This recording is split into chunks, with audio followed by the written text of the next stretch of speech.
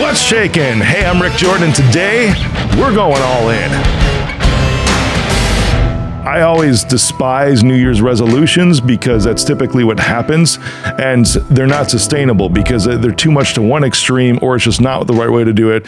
Today, we have somebody on who I met at some amazing events and can give you the easy ways to stick with this. And even just to really, which is the important decision, is to actually just live life differently. Right, because this isn't just a thing to lose weight. This is really to change how you view yourself. So, Andrea, what's shaking? So much is shaking. Yeah. So much is shaking. That's funny. Your last name is pronounced Marcellus, right? I should have asked that before we started the show, but that's okay. Yes. That's all right. That's awesome. So here you are, and you are just a fitness, well, we'll just call you a fitness superwoman. How about that? That sounds, some people have said that. I've been doing this a long time, and we do it in a lot of ways, and we figure it out for everybody. That's so cool. So there's an amazing part to your story. And you've been doing this for 34 years. Obviously, you still look amazing. And that means that you've been able to sustain things, which would probably be bad for business. Let's just be real, right? If you personally didn't, at least you're laughing at that. That's 100%. Good. Yes, right on. You have to look the part. That's in anything. That's a good lesson for anything, is you have to look the part, especially when looking the part has to do with the way that you look. Right. But I'm saying that intentionally because you heard my intro. Right, as we went through this, and it's like that's what kind of triggers things for a lot of people. It isn't even necessarily, I think, have you seen like the second one might be, this is my opinion, right? The second one is like, oh, I feel crappy. But the first thing that triggers people into thinking that I need to do something about this is they look in a mirror like, God, I look like crap.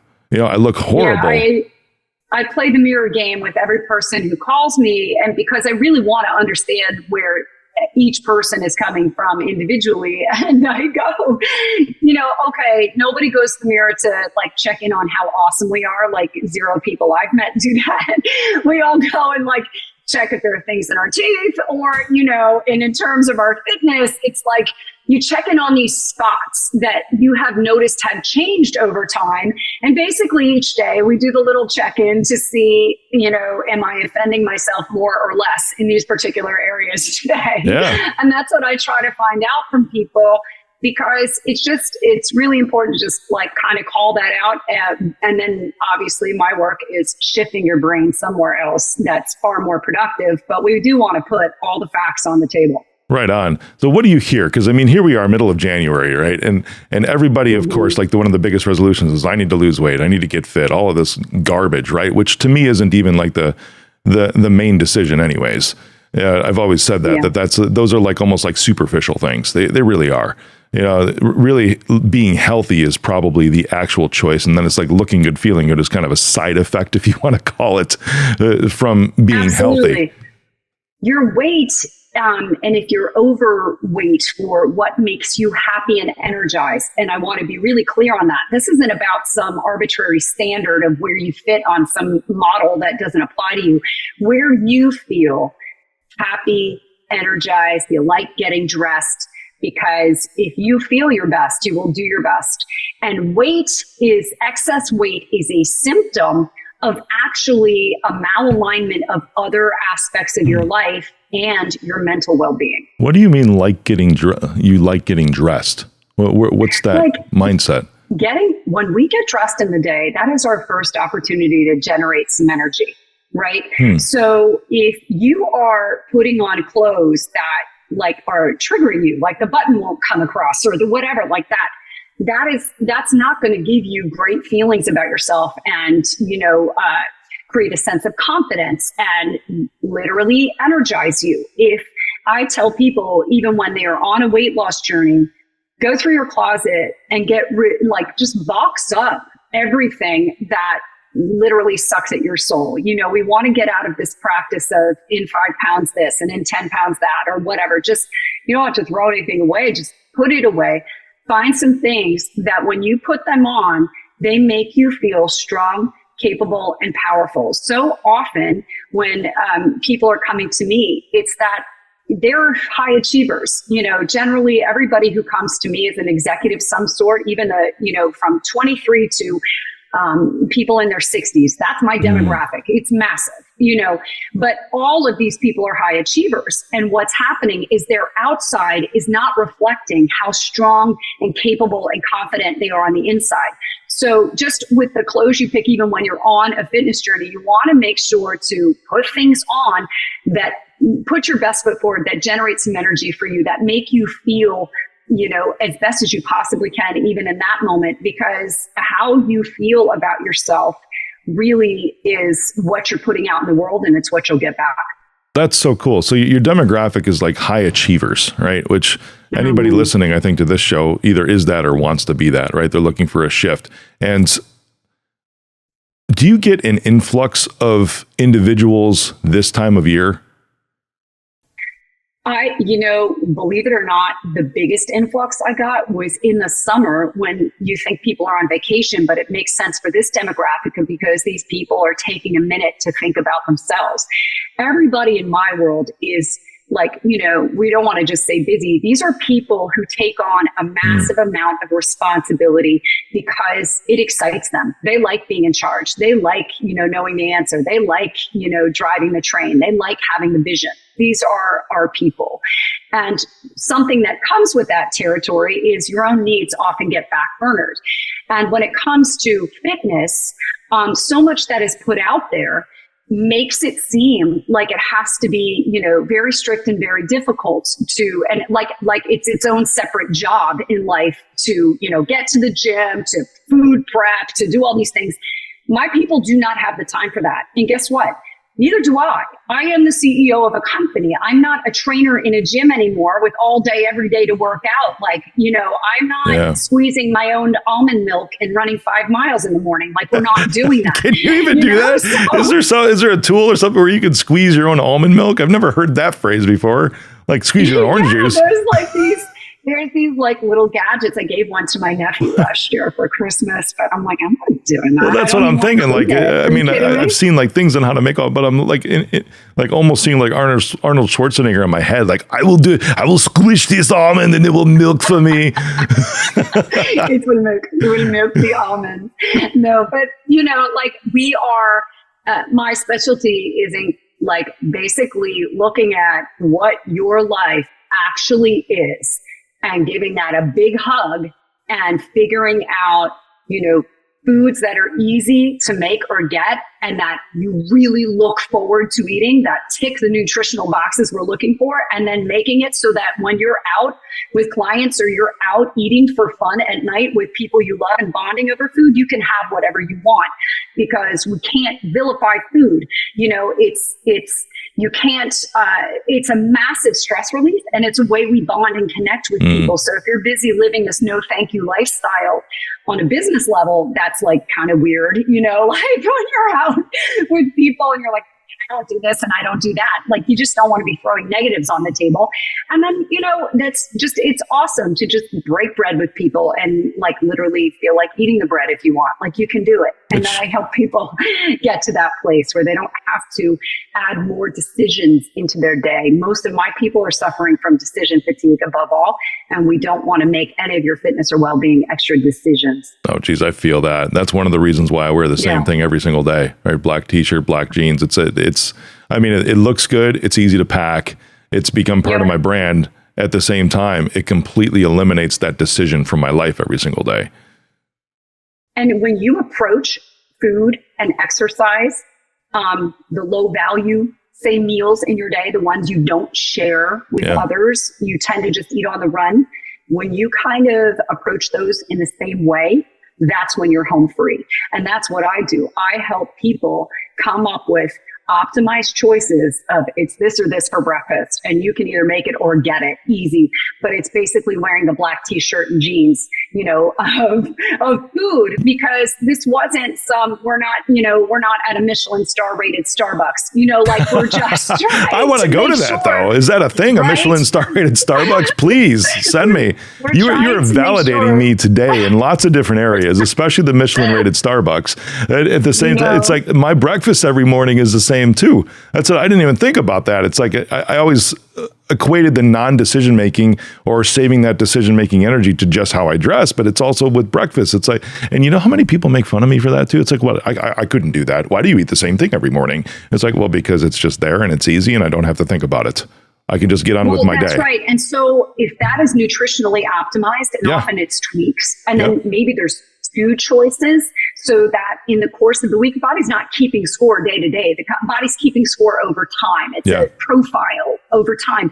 But if there's like, I do this or this, that's awesome. And only when you get really bored of one do we cycle it out and pick something else. But that's actually how you're home free. And imagine if you did that with breakfast, you do that with lunch, you do that, the most important meal of the day, afternoon snack. That is the most important meal to weight loss, because, well, for a variety of reasons, but when you no-brainer that one too, nobody knows what to eat for a snack. Like I literally do classes on it. Nice. Well, let's get tactical a little bit before we swing this back around here, because you've intrigued me on that. You know, typically in the afternoons, I will do, you know, I might grab some almonds because they're here in the office and we stock some things that are great. You know, if I'm out somewhere, it'll be a protein bar, or it will be literally like an Epic bar or a Chomps meat, some kind of meat stick. So it's typically high protein is how I take the approach to my afternoon snacks. Am I on the right track here? Well, you're on the right track with protein. For the afternoon snack, you really want something that has protein and or a beneficial fat for sure. You know, because those will help with satiety in the afternoon, and you do not want to arrive at dinner hungry. The key to not like opening the floodgates at night and food soothing is to make sure you've eaten enough during the day, but especially that afternoon snack.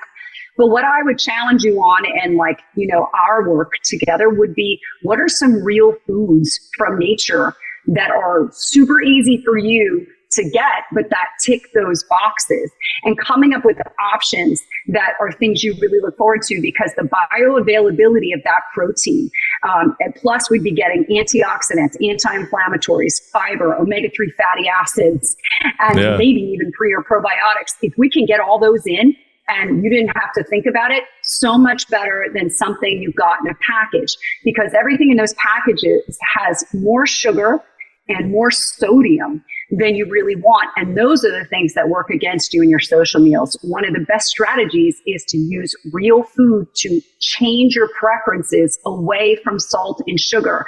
So not that you won't have them, but when you're eating social foods, you know, at restaurants and stuff, you'll start to limit your portions naturally, not because Andrea said so or because you're doing a thing, but you just naturally will start to portion control because you don't get as much dopamine from them. So we try to use real food as much as possible because of the bioavailability of nutrients, but also because we're strategizing, changing our tastes away from salt and sugar. That's cool. As you said, like get something from nature. I'm thinking, what about a bottle of scotch? You know, because I think barley is from nature, isn't it? I mean, that's the grain that's used in there. And I'm a big Scotch fan, obviously. But you're giving a lot of good tips. Now, I want to circle back here because I wanted to head into the afternoon snack so everybody could hear about that, and me. Thank you. Right. Everyone's at this point probably like 2 to 3 weeks into their New Year's resolution, right? And some are probably thinking this is too difficult. I remember when I had my weight loss journey, day number 3 and like week number 2 was the most difficult when I dropped 90 pounds. Right. And they're just starting to get into that mode to where it's like, it's time to give up. And even though most individuals, right, as you work with high level executives and high achievers, I love what you said, where you said it's like in the summertime, that's when you get this influx because they've actually had the moment to think about themselves. Now, for a lot of people in the general public, that moment does come over the holidays.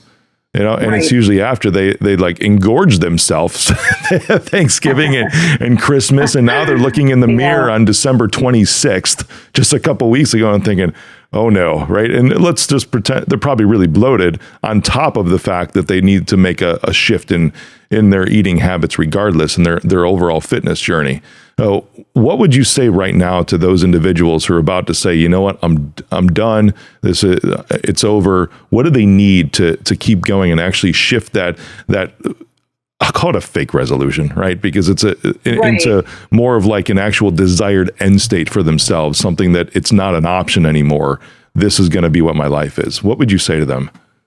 I would say you need to shift the focus from what you can't do, because usually it's an elimination diet, calorie counting, macro counting, something like that, where then you start to obsess over what you can't do or what, whatever, and shift to what you can do and focus in a different direction. And I'll explain why. I started Brilliant. out, calorie counting. And this is what I learned in grueling workouts, calorie counting and grueling workouts, calorie deficit. That's it. First of all, nobody in my 32 years of experience is a math equation. And calorie counting doesn't take into account hormones, sleep, hydration, whether or not your mother-in-law's in town, if your pet's sick, well, you think that affects things? Yes. and most importantly, your stress level. Stress is the X factor in all of this, of whether or not we are going to need soothing behaviors, because our brain is not trained to deal with literally just the pressure or the amount of information coming into our prefrontal cortex in a day. And diets specifically don't work for a neurological reason. So you have this amygdala in your brain, your fear and anxiety center, and this is a protective thing. It's not bad. It sends out adrenaline and cortisol to protect you. Cortisol slows down bodily functions, and the adrenaline gives you energy. So cave people times, here's what's going on. Your amygdala is set off by only one of two things. One is scarcity and the other is threat. So if you're a cave person, scarcity is, there's not enough berries on these bushes, let's go move the tribe. And your body is kind enough to shut off these big processes and give you some adrenaline, even though you're starving, to be able to move and walk and find some berries somewhere. And threat is, oh, wow, that's a lion, I better run. And your body is kind enough to shut down unnecessary processes and give you some adrenaline, and off you go, and hopefully you survive. These days, scarcity is, I'm not going to have enough time, I'm not going to have enough energy, I'm not going to have enough funds. And the other one I'd add in is, I'm not going to have enough opportunity or FOMO or, like that kind of a thing. Those are the things that set us off. And threat is usually a threat to our ego. I'm going to fail. I'm going to look bad. I'm running a team that's going to fail. I'm running a team that's going to make me look bad, and if you're at a weekend course with tissues and we talk about it and dig, it's going to be, I'm unlovable. That's the spoiler alert. That's the big fear. So in diets, they ding off the scarcity thing from day one. There's an identity in it, and we get some dopamine for achievement for a little bit because you're doing a thing and you're sticking to it. But just like you said, in what was it, day 3 of week 2 or day 2 of week 3, where you went, the dopamines run out. The identity is like you're questioning whether that identity is really you, because it's all based in so much restriction. And this amygdala is like shooting out all this adrenaline and cortisol. So it's working against you hormonally. And the adrenaline is fueling your anxiety. It's fueling your worry. It's fueling your worst fears about yourself, that you're going to fail, right? And so what do we do? Well, as you know, we're all really bad at being uncomfortable, especially in this day and age where nobody can even sit still for a minute. We got to pick up a phone and scroll, So we go into those soothing behaviors. And that's where that adrenaline is now energizing our discomfort, and we have to soothe that. That's food soothing. That's, I'm going to sit in front of Netflix forever. I'm going to do, whatever it is. And you see how then it becomes this vicious cycle. It starts to become replacement therapy. You're replacing one bad thing for another. Yep. So you want to simplify the process, and you want to honor yourself in the process.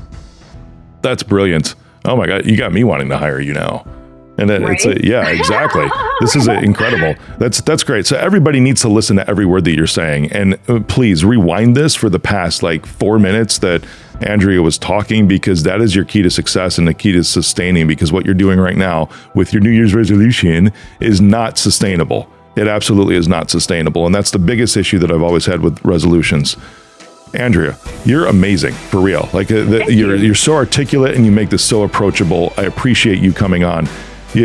Where can everybody find you? And even more so, I'm just going to tell everybody, if you want to change and you're an executive high performer, hire her, okay? Because she sold me already, yeah.